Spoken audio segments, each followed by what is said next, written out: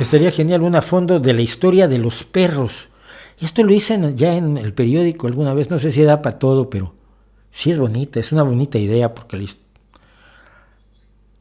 siempre me ha fascinado la idea que tuvo algún investigador de que nosotros convertimos al lobo en perro y el perro nos convirtió a nosotros en humanos.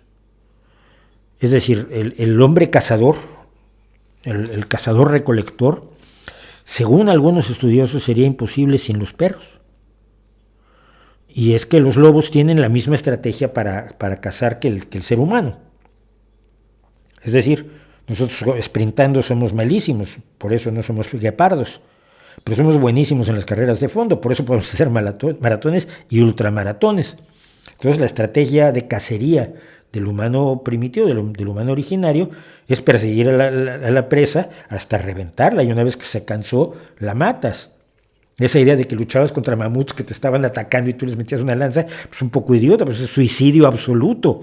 No, se trataba de reventar, agotar a las presas y luego ya las podías matar con más tranquilidad. Y es la misma estrategia que usan en gran medida las manadas de lobos, por eso se relevan. Entonces el hombre con sus perros es un cazador eficiente, sin sus perros no lo es tanto. Y te lo dicen las comunidades de cazadores recolectores que todavía existen en la actualidad. Todos tienen a sus perros. Entonces, ¿hasta qué punto el perro nos hizo humanos a nosotros? Es una gran pregunta. Yo, por supuesto, creo que yo no puedo vivir sin perro. Quiero a los perros enormemente. Y probablemente la idea es buena.